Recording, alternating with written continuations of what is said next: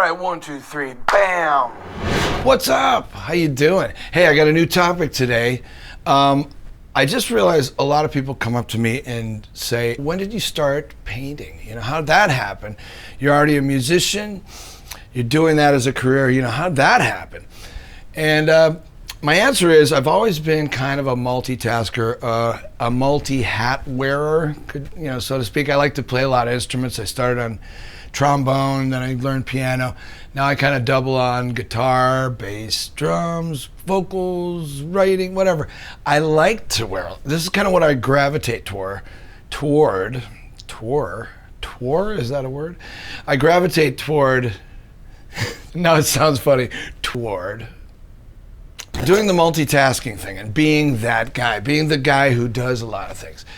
So I'm going to talk to you about it because I think there's kind of a way to do it. Let's start.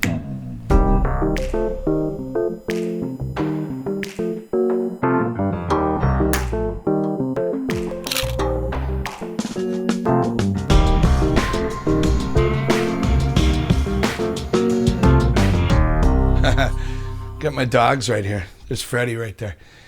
Frankie's over there. So when I was in high school, I loved music, but I kind of equally loved drawing. I liked being artistic. I guess I was kind of meant to be an artist in some sense. But in school, they don't let you take more than one art elective. So I had to make a choice. So I chose music, but it hit me when I was about, late 20s that you can there's no law saying you can't do more than one thing. So I had to figure out how to do it myself, how to kind of become a painter without messing up my music career. I wanted to keep that moving forward. I want to stay passionate and productive in music, but also start up some art. So I figured out a way, and I kind of came up with some tricks, that made sense to me. And maybe this can lead you into conceiving of taking on that next thing, whatever that is that moves you. It can be done. I'll tell you one thing. This is a cool phrase I'm going to share with you right now. I've been loving this concept all week, and I've been talking to all my friends about this. Chuck Ainley I was talking to about this yesterday, my friend Rich Mercurio, all kinds of people about this concept has been kind of riding me. It's if you can do one thing great, if you're an expert at one thing, if you're really good at it, you can do anything. You can do everything. Because basically now you have a template for this is how you get things accomplished. This is how you work. This is how you operate. And therefore, all you do is you get into the discipline, you get into the fanaticism. That's what you do. So this is the kind of stuff I like to talk about, so hopefully this will help you out. I had reached a bump in the road. I had to swallow the pill that maybe every gig in music wasn't going to be super creative, super stimulating. When I was young, every gig was great. Everything I could do was super stimulating, super awesome. And eventually it became a job. Number one, do it for fun. It should just be about the fun, your total joy. Master it, learn it, study it, dig in, man. It's gonna be awesome if you love it. That's the whole key here. So right now you gotta get the order right, you see. You have fun first with it, you own it. And then maybe someday, because you're the master of it, you can make some money on it. Have fun. Number two, don't sacrifice bread and butter. I was finding that I didn't have a ton of free time. Being a full-time musician, entrepreneur, whatever you want to call it, my own boss, took a lot of time. It took a lot of nurturing. I had to keep the career growing, and I had to keep climbing.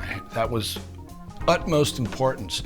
So I had to set the art to the side more than a couple times because the music biz needed tending to.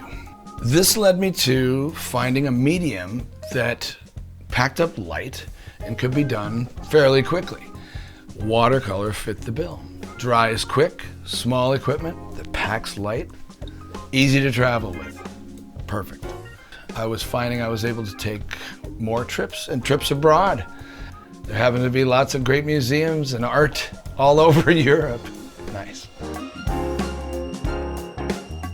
I started to make trips, figure out how to get to Europe and see the great museums and see the real masters, the old stuff right up close. And there was nothing like it. It further fueled my obsession with the paints now, and it got me into a whole new level of commitment. Number 3, one step at a time. I went to Florence and I bought my first pan of professional paints. Finally. It was the perfect place to do it. It's where I made my commitment to, okay, I'm gonna actually spend some real money on this. I was in Florence, I bought a pan of Schminke watercolors, and I love them. I have them to this day. I mean, shit, these colors were so deep and vibrant, and I started to back off with my trying to control this very hard to control medium to begin with. The paints were just doing things, and that was a beautiful thing to discover, was watching the paints just do their thing, bloom on the paper, in the water. Wow, it's just a beautiful moment. When I got back to New York, I had a little more confidence. I would bring these paints with me all the time. I learned how to travel with them. So they would be in my backpack. I would take lunch breaks in Central Park. I'd paint. It would be great. Sandwich and paint. Number 4, Google and reading are essential. You cannot over-educate yourself. It's badass. Learning is a badass quality of life. And it keeps you young, I'm telling you. Learn, learn, learn, Google, boom, boom, boom, go, go, go. So now I was noticing as I got further into it that this art form was influencing this form and vice versa. I was able to kind of use things I was learning in art. This is a medium, especially watercolors, very hard to control medium. And what I was learning there is you have to kind of become zen. You have to let the paints do what they do. And that process is essential to making them work. You can't control them. Well, that's not a bad lesson to learn over here in music. You can't always control it. Sometimes you just gotta let it happen. Don't try to make it happen, just let. And so I was learning from both sides, and my music was kind of influencing my art and vice versa. It was a beautiful partnership. So once you're set to go, I'd say number 5 is make your debut quietly.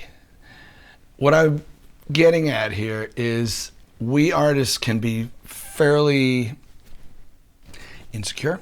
Can we put it that way? And what you want to do is you want to be able to withstand the naysayers. They will come. The people say, yeah, they'll make some sort of comment that'll hit you the wrong way. And if you don't have enough confidence yet in this art form to withstand some of this, so what I'm going to say is make your debut quietly. Launch it out there softly. Get a few pieces of feedback from some friends and family before you do the big launch. I've seen the big launch go south, and I'm warning you about that right now. Just prepare yourself with a little bit of naysayers. There's going to be people saying stuff that's going to bug you, and you're going to have the backbone to deal with that. So make your debut quietly. So man, I hope you've enjoyed this. This is fun for me to do. I like doing these videos, and I hope you do too. And if you do, please press like.